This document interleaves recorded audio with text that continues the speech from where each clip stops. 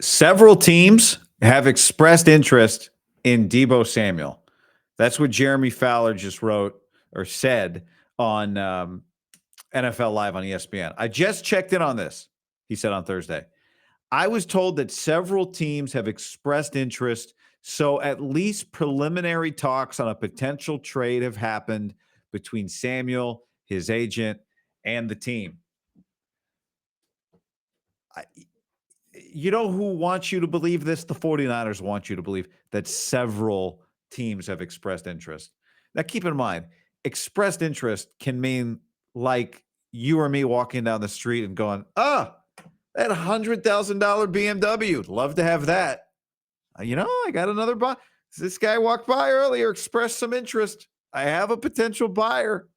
You may want to pay now. We've been through this before. Like the teams that are interested in Deebo, the 49ers could have pulled their name out of an envelope that they sealed up 8 months ago because they made him available during the NFL draft between rounds 1 and 2.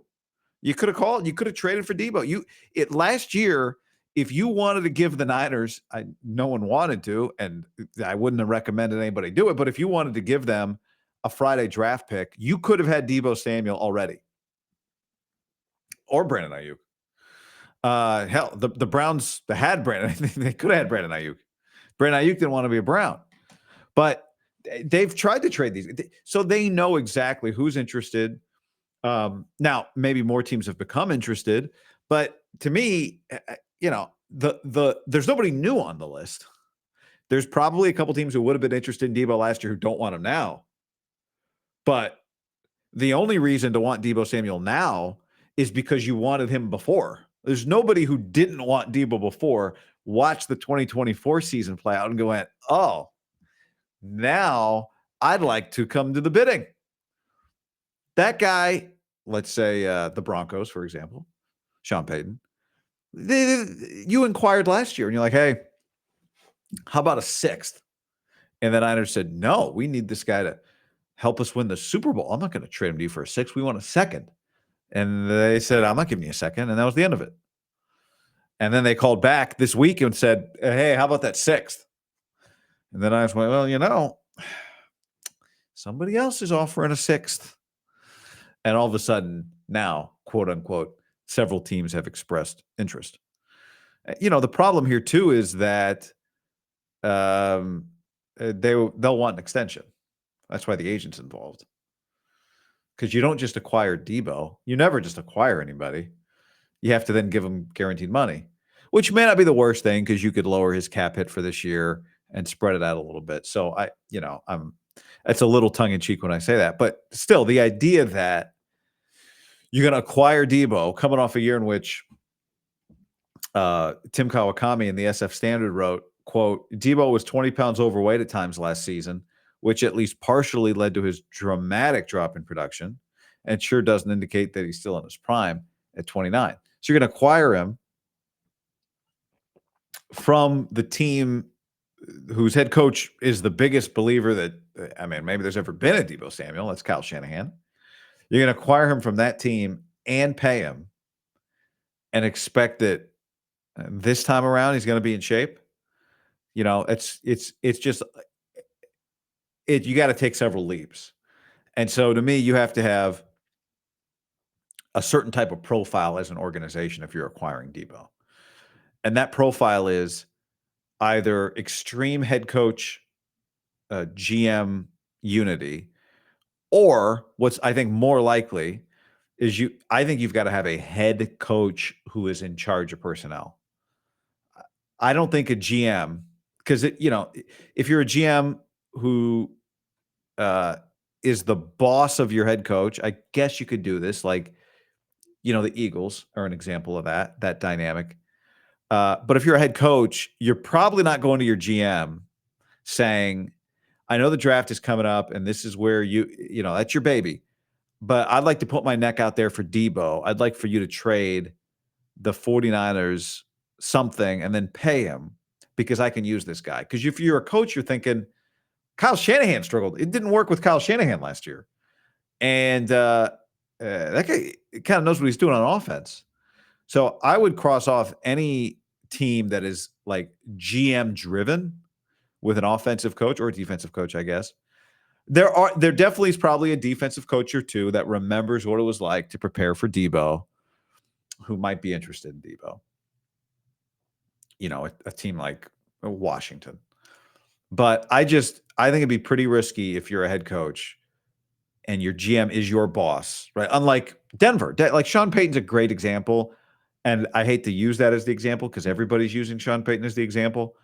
But Sean Payton's a great example of the type of dynamic where you can tell your GM, we are using one of your picks. Then we're going to use some of the cap. We're going to pay this guy for a couple of years. And we're going to do it because I'm going to be able to use him right. And I'm not worried about it backfiring on me. You know, so like Sean Payton's obvious, but I think makes a lot of sense. I would be surprised if a GM-driven team acquired Deebo, and the GM just said, "Here you go, coach." Because it's you have to be really sure your coach knows exactly what to do with him, and I'd be surprised if a coach on one of those teams said, "Hey, that's me pounding the table. Get me Deebo." I think we can really make something special here. So I don't see that. I don't see, interest is cool. I'm sure people have called. You post a couch for $10 on. I've sold a couch and a mattress. When I moved into my house, they left a couch behind. Like, I don't want this thing. So I put it on the internet. And you know what happens? Have you sold anything on what's it called? The marketplace, not eBay. The other one, Craigslist. Have you ever sold anything on Craigslist? Something wild happens when you sell stuff on Craigslist or eBay. I've done it on eBay too. You will post something and you'll say $300. And people will email you, not a person, a lot of people will email you and say, either what's your best price? Okay, that's fine. Or what are you willing to take for this? It's usually not as polished as, hey, what's your best price? But they don't make an offer. They don't acknowledge the list price. And they just say, how low will you go? That's it. There's no negotiation. And to those people, I say, leave me alone. Like, go away. I just ignore them. Like, I had this couch sitting here. I moved it out to the garage.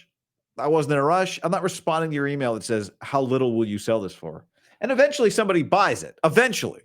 But the Niners can't live Deebo in their garage for the next 3 months until they get the price they want. And there's probably a little more tact, nuance, professionalism to some of the calls they get and the check-ins they get than some of what I got on Craigslist.